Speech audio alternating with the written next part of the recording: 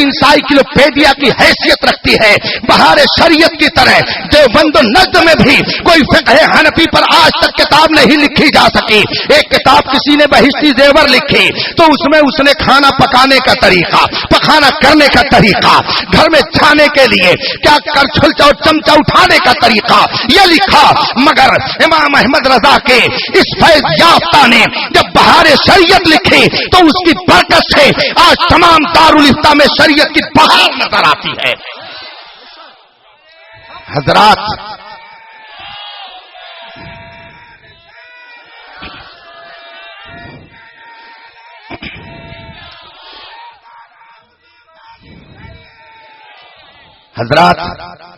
یہ ہمارے لیے بڑی سعادت کی بات ہے۔ ہم اپنی قسمت پہ جتنا ناز کریں کم ہے کہ ہم نے اپنے اسلاف سے اپنا رشتہ توڑا نہیں ہے۔ ہمارا رشتہ امام احمد رضا کے واسطے سے مصطفیٰ جان رحمت تک پہنچتا ہے۔ ہم ہی وہ قوم ہیں، ہم ہی وہ جماعت ہیں کہ جن کے بارے میں مصطفیٰ جان رحمت نے فرمایا ہے الا ملتن واحدہ، ایک ہی جماعت ہے جو جنتی ہے، 72 سب جہنمی ہیں، 72 جہنم میں جائیں گے، ایک جنت میں کون جائے گا؟ جو صحابہ کے عقیدے پر ہوگا، جو ائمہ مجتہدین کے طریقے پر ہوگا۔ بتائیے کیا صحابہ کا یہ عقیدہ تھا کہ نبی کچھ نہیں دے سکتے ہیں؟ حضرت سیدنا ابو قتادہ رضی اللہ تعالیٰ عنہ صحابی رسول ہیں، ان کا واقعہ ہے دشمن نے تیر مارا، آنکھ سے ڈھیلا باہر آ گیا۔ اب اگر آنکھ سے ڈھیلا باہر آ جائے، روشنی ختم ہو جائے، بتائیے خدا چاہے گا تبھی یہ روشنی آ سکتی ہے، لاکھ ڈاکٹر کوشش کرے کچھ نہیں ہو سکتا ہے۔ حضرت سیدنا ابو قتادہ مصطفیٰ جان رحمت کی بارگاہ میں حاضر ہوتے ہیں، عرض کرتے ہیں یا رسول اللہ، دشمن نے تیر مار دیا ہے، آنکھ کا ڈھیلا باہر آ گیا ہے، اب کیا جائے؟ میرے آقا نے یہ نہیں فرمایا کہ میں کیا کر سکتا ہوں، کوئی میں آئی ڈاکٹر تھوڑی ہوں، آنکھ کا کوئی اسپیشلسٹ تھوڑی ہوں، جاؤ کسی حکیم کے پاس، جاؤ کسی جڑی بوٹی کو استعمال کرو۔ میرے آقا نے یہ نہیں فرمایا، اپنا لعاب مبارک نکالتے ہیں، آنکھ میں لگا دیتے ہیں، ڈھیلا سیٹ کر دیتے ہیں۔ صحابی فرماتے ہیں کہ روشنی پہلے سے زیادہ آ جاتی ہے۔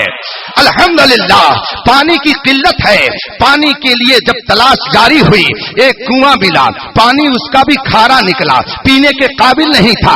صحابہ رسول پاک کی بارگاہ میں پہنچے، عرض کرتے ہیں یا رسول اللہ، پانی کھارا ہے، پینے کے قابل نہیں ہے، کیا جائے تو کیا کیا جائے؟ میرے آقا نے یہ نہیں فرمایا کہ میرے گھر کوئی شوگر فیکٹری نہیں لگی ہے کہ 10-20 بورا چل کر کے روز میں اس میں ڈالتا رہوں اور وہ کھارا پانی میٹھا ہو جائے، شیرینی اس کے اندر آ جائے۔ میرے آقا نے یہ نہیں فرمایا، بلکہ تشریف لے گئے، کنویں کے پاس پہنچے، اپنا لعاب مبارک نکالا، پانی میں ڈال دیا۔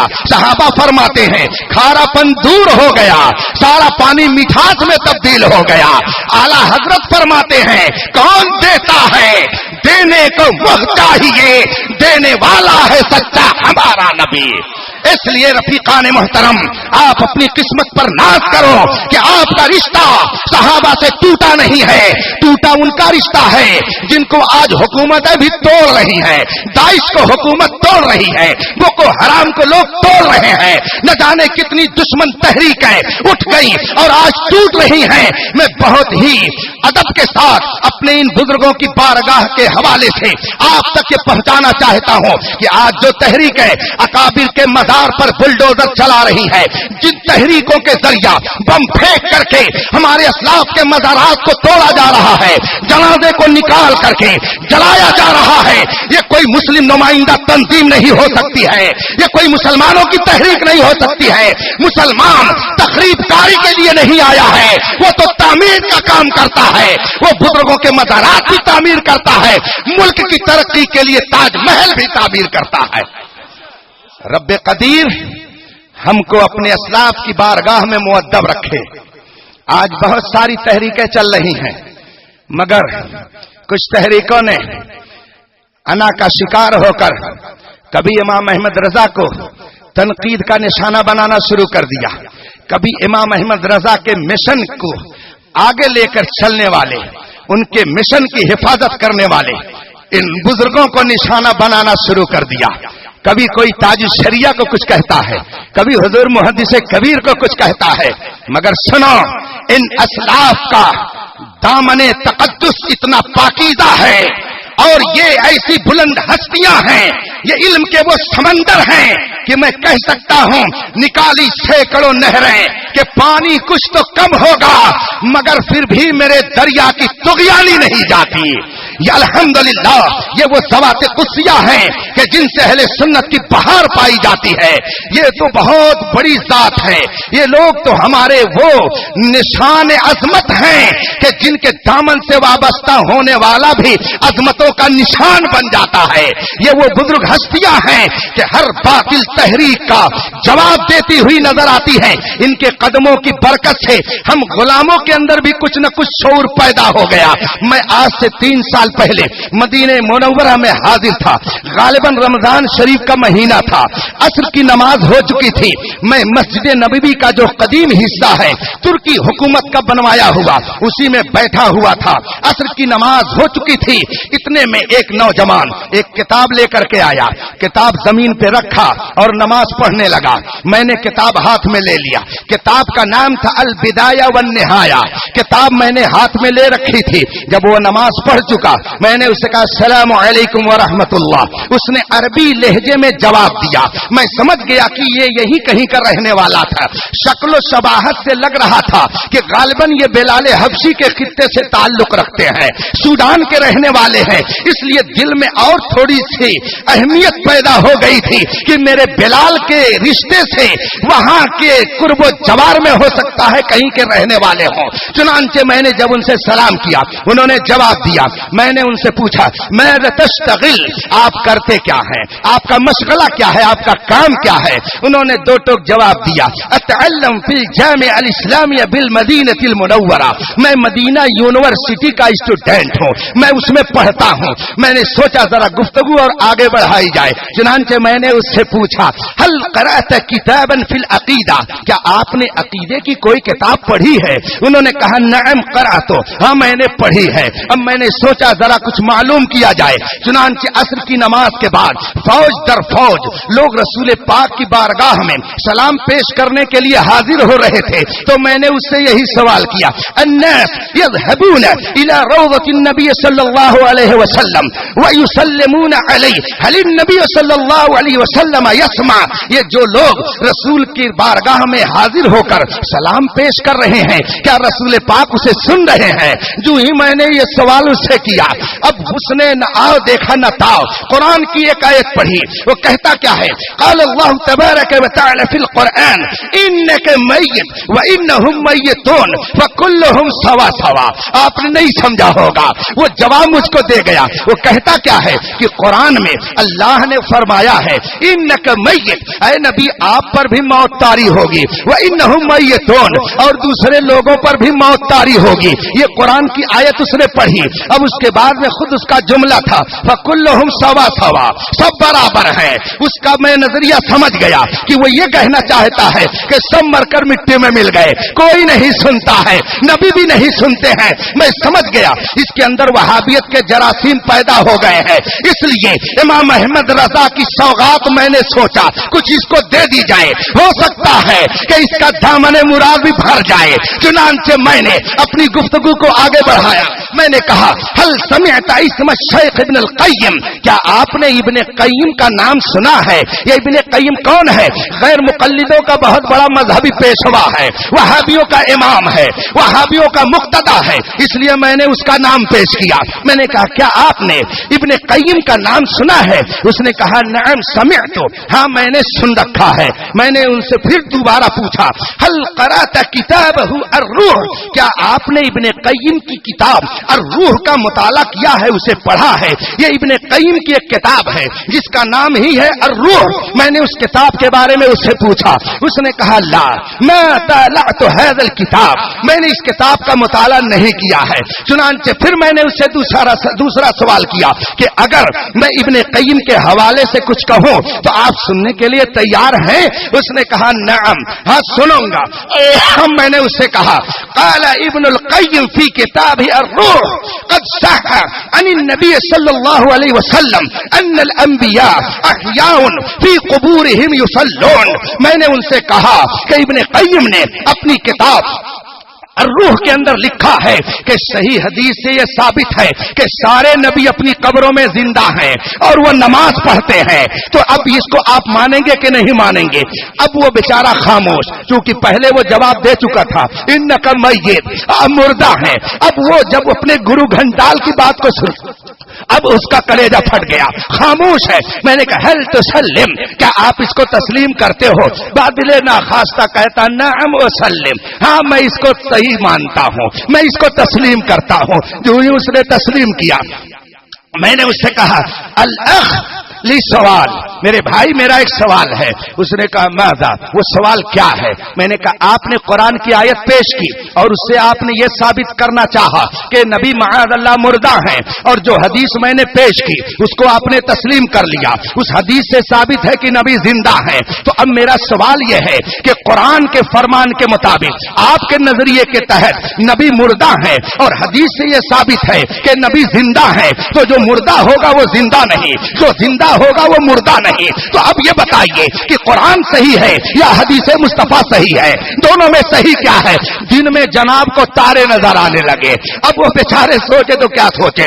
آج بھی ہندوستان کے اندر بہت سے ایسے نوجوان جو کالج میں پڑھتے ہیں، ڈاکٹر ہیں، پروفیسر ہیں، انجینئر ہیں، اب انہوں نے چند حدیثوں کو لیپ ٹاپ میں اپنے رکھ لیا، حدیث بخاری کو لکھ لیا. اب جس سے پوچھئے وہ یہی کہتا ہے سننا سے یہ ثابت ہے کیا کہ میلاد پڑھا جاتا تھا؟ سننا سے یہ ثابت ہے کیا کہ صحابہ کھڑے ہو کر کے سلام پڑھتے تھے؟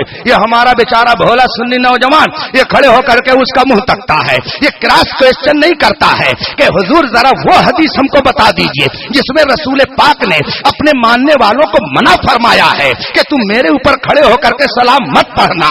وہ حدیث ذرا سنا دیجئے کہ جس میں رسول پاک نے فرمایا ہے کہ میرے نام کا جلوس مت نکالنا. وہ حدیث ذرا پڑھ کے سنا دیجئے جس میں رسول پاک نے فرمایا کہ میرے میلاد النبی کے موقع، میرے میلاد کے موقع پر، تاریخ ولادت کے موقع پر تم عید میلاد النبی نہ منانا.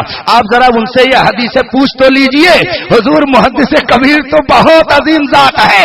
اگر یہ چند سوال آپ نے غیر مقلدوں سے کر لیا تو دن میں ان کو بھی تارے نظر آئیں گے اور سمجھیں گے کہ حضور تاج الشریعہ اور حضور محدث کبیر کے ان غلاموں کا یہ حال ہے کہ یہ ہم سے جو اعتراض کر لیتے ہیں ہم اس کا جواب نہیں دے پاتے ہیں. جب چھوٹوں کا یہ حال ہے تو بڑوں کا کیا حال ہوگا؟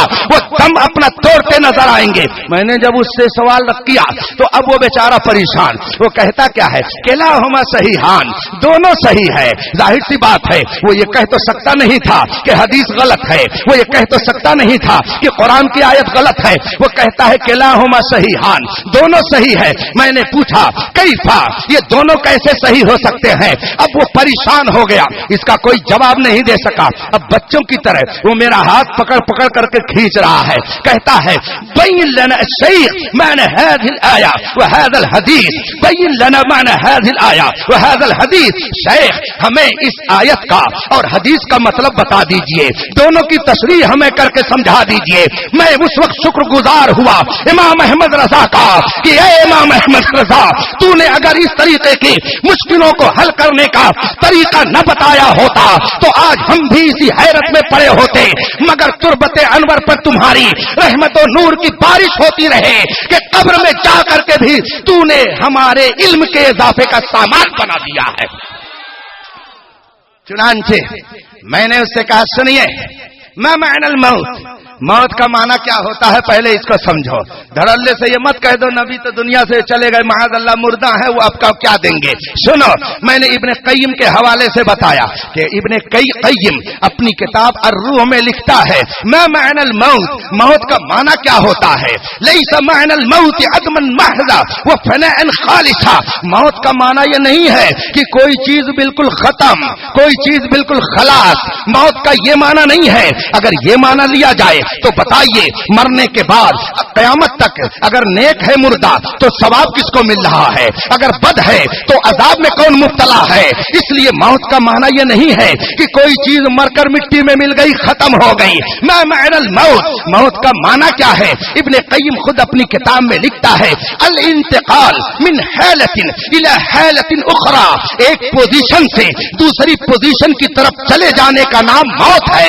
یہ موت کا معنی ابن قیم قیم نے الروح کے اندر بیان کیا. پھر میں نے ان سے پوچھا کیا آپ یہ معنی مانتے ہو, اسے تسلیم کرتے ہو؟ اس نے کہا نعم, ہاں مجھے تسلیم ہے. پھر میں نے کہا کہ قرآن کی آیت کا معنی بالکل واضح ہے, جہاں رب نے فرمایا انک میت, اے نبی آپ پر بھی موت طاری ہوگی, اس کا مطلب یہ ہے کہ آپ بھی ظاہری دنیا سے ٹرانسفر کرنے والے ہیں, آپ بھی ظاہری دنیا سے منتقل ہونے والے ہیں, آپ بھی ظاہری دنیا کو چھوڑ کر دوسری پوزیشن میں جانے والے ہیں, اور وہاں جائیں گے تو وہاں کس کیفیت میں رہیں گے, وہاں پہ آپ کی شان کیا ہوگی. وہ نبی نے اپنی زبان سے فرما دیا کہ یہ مت سمجھنا کہ نبی دنیا سے گئے تو اب وہ معاذ اللہ مردہ ہو گئے, نبی اپنی قبر کے اندر بھی رب کی عبادت کرتے نظر آئیں گے.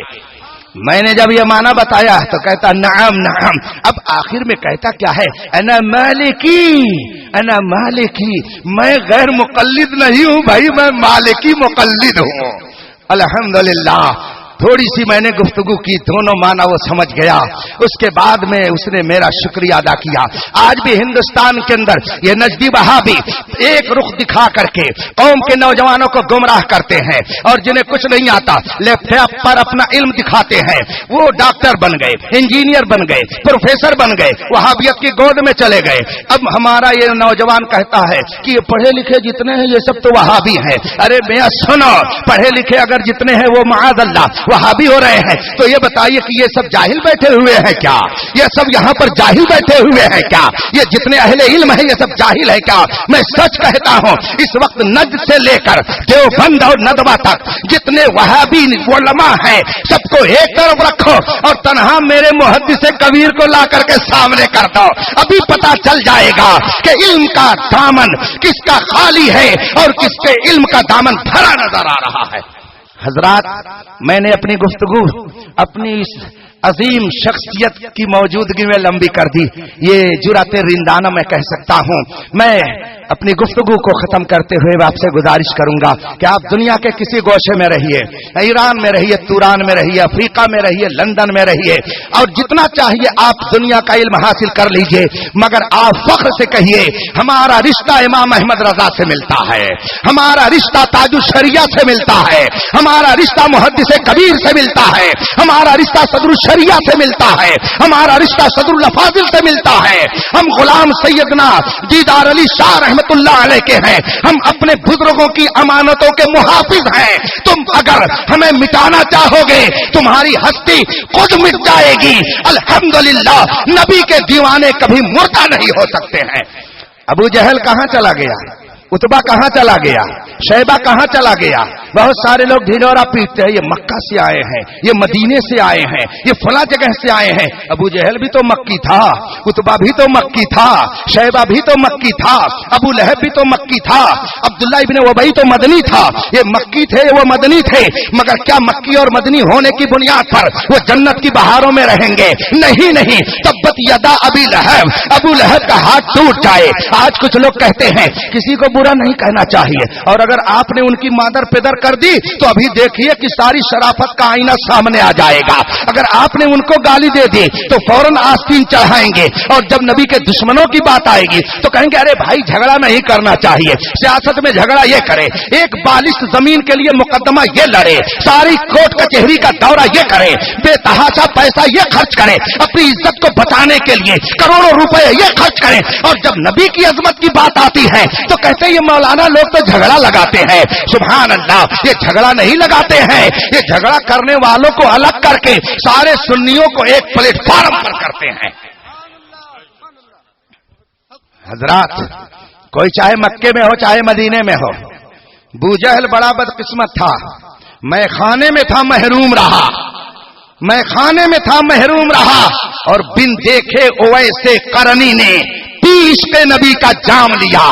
الحمدللہ ہم میں سے کتنے ایسے لوگ ہوں گے کہ جنہوں نے مدینہ منورہ دیکھا بھی نہیں ہوگا, مگر عشق کا تار مدینہ طیبہ سے ایسا جڑا ہوا ہے کہ جہاں صبح کی نماز پڑھی, اللہ کی بارگاہ میں جھکا, سجدے بندگی کیا, اور سجدہ کرنے کے بعد جب عبادت سے فارغ ہو گیا فوراً محبوب کے دیار کی طرف کھڑا ہو گیا. اس نے مدینہ دیکھا نہیں ہے, بس اتنا سن رکھا ہے میرے محبوب کا دیار اسی پچھم اور اتر کے کونے پر ہے.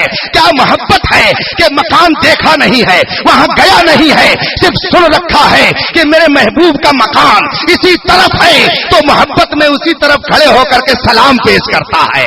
یہ محبت ہی تو ہے کہ نہ جانے کتنے ہزار فاصلے بیچ میں رہتے ہیں, مگر پھر بھی وہ کہتا ہے واللہ وہ سن لیں گے, فریاد کو پہنچیں گے. اتنا بھی تو ہو کوئی جو آہ کرے دل سے. الحمدللہ ہم اپنی قسمت پر ناز کرتے ہیں کہ ہمیں ہندوستان میں ایمان کی حفاظت کے لیے رب قدیر نے امام احمد رضا عطا فرمایا ہے. آج اگر کوئی اعتراض کرتا ہے تو امام احمد رضا کا وہ کچھ نہیں بگاڑ رہا ہے. پتہ نہیں کیسے لوگ بنتے ہیں, تبلیغ کرتے ہیں, دعوت دیتے ہیں, اہل علم بنتے ہیں. کیا یہ حدیث وہ نہیں پڑھتے کہ دنیا سے جانے والے مومنوں کا ذکر خیر سے کیا کرو؟ کیا یہ حدیث ان کو نہیں معلوم ہے کہ دنیا سے جو مومن چلا جائے اب اس کا برائی سے تذکرہ نہ کرو, اس کی خوبیوں کو ذکر کرو. یہ عام مسلمانوں کے بارے میں فرمایا گیا ہے. امام احمد رضا تو ساری عظمتوں کے محافظ تھے, انہوں نے علماء کی عظمت کی حفاظت کی ہے. جب ہندوستان کے اندر صحابہ کی عظمت پر کیچڑ اچھالے جا رہے تھے تب امام احمد رضا ہم کو سبق دے رہے تھے. اہل سنت کا ہے بیڑا پار, اصحاب حضور نجم ہیں اور ناؤ ہے عطرت رسول اللہ کی. جب صحابہ سے ہمارے رشتے کو توڑنے کی تحریک چل رہی تھی, جب اہل بیت کی عظمت کو ہمارے دلوں سے نکالنے کی تحریک چل رہی تھی, تو اس وقت امام احمد رضا نے ہمارے ایمان کی حفاظت کی ہے. جب حضرت سیدنا غوث اعظم کی سیادت پر حملہ ہو رہا تھا, بہت سارے لوگ اسی ہندوستان میں کہتے تھے کہ غوث اعظم سید نہیں ہے, ان کی سیادت کا انکار کر رہے تھے.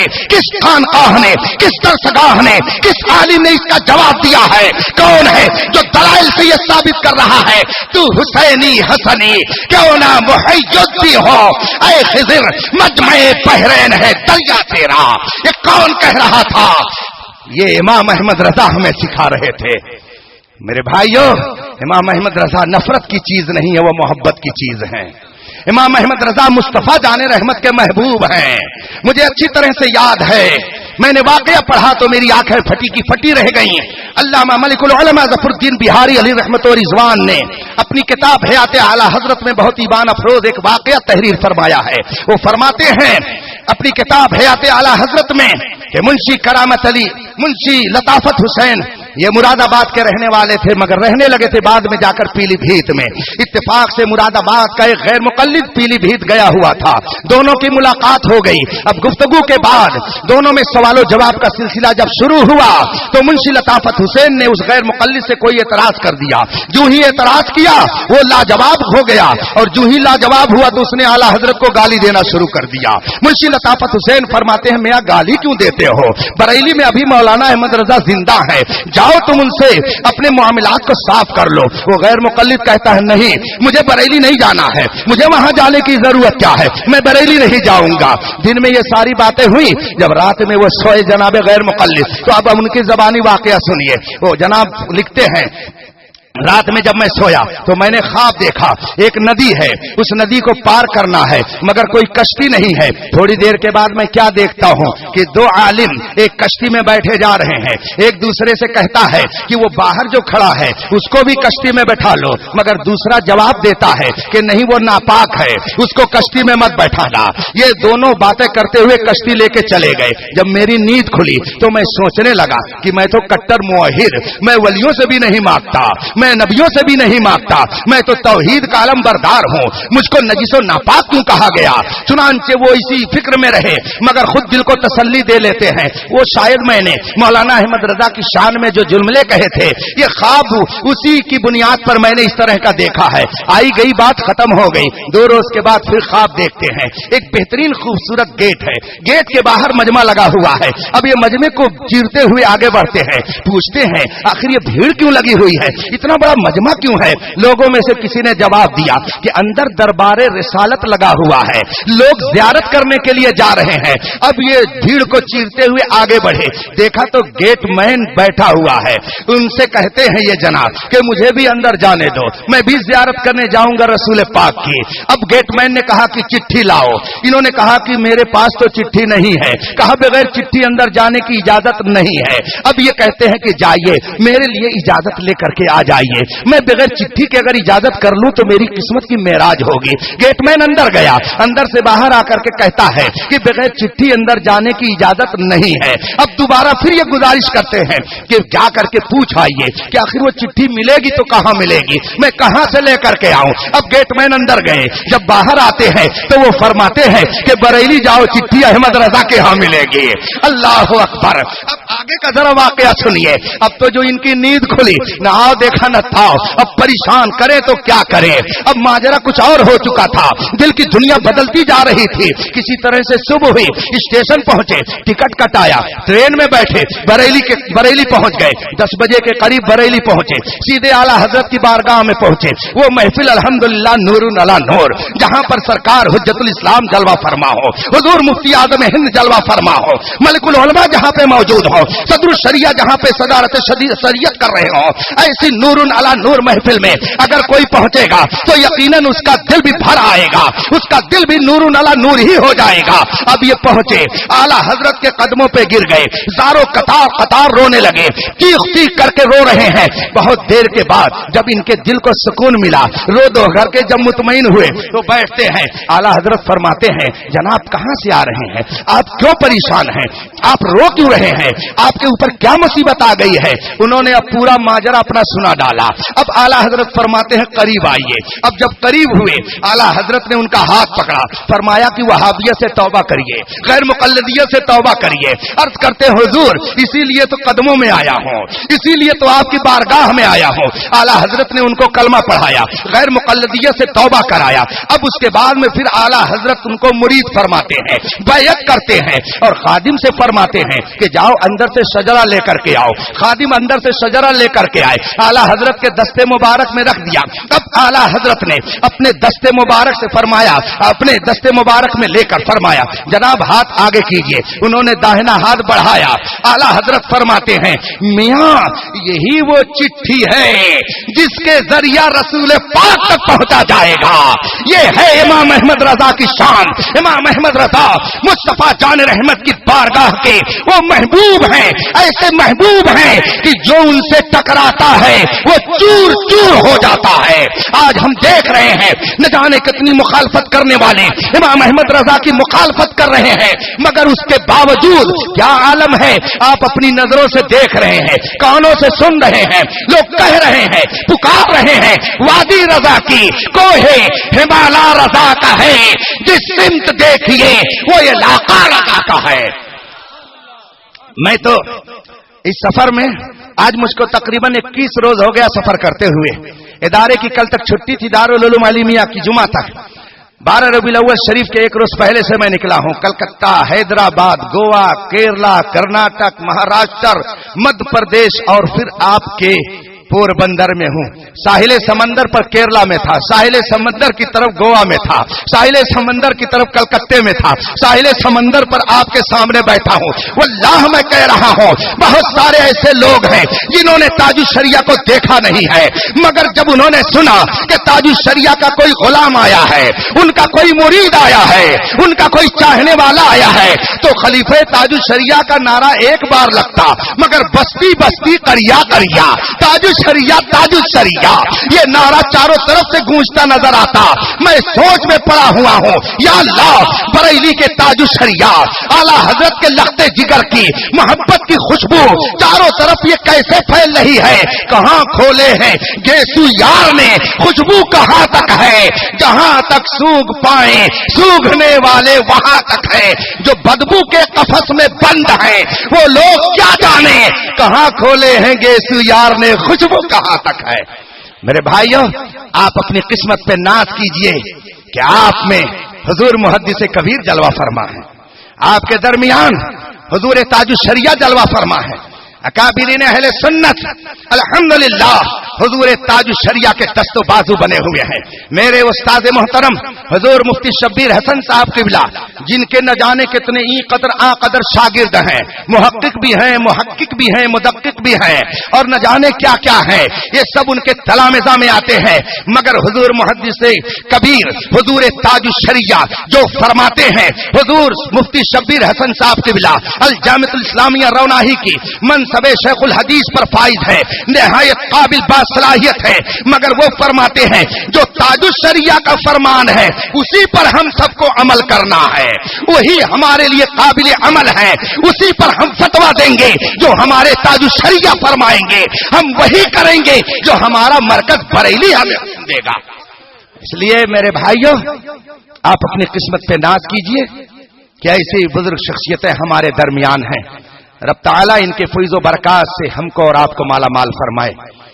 اب وقت آ گیا ہے کہ ہم سب حضور محدث کبیر کے کلمات خیر سے اپنے دل کی دنیا کو جگمگائیں اور حضور تاج الشریعہ کے نور سے اپنی آنکھوں کو منور کریں۔ وآخر دعوانا ان الحمدللہ رب العالمین۔ السلام علیکم۔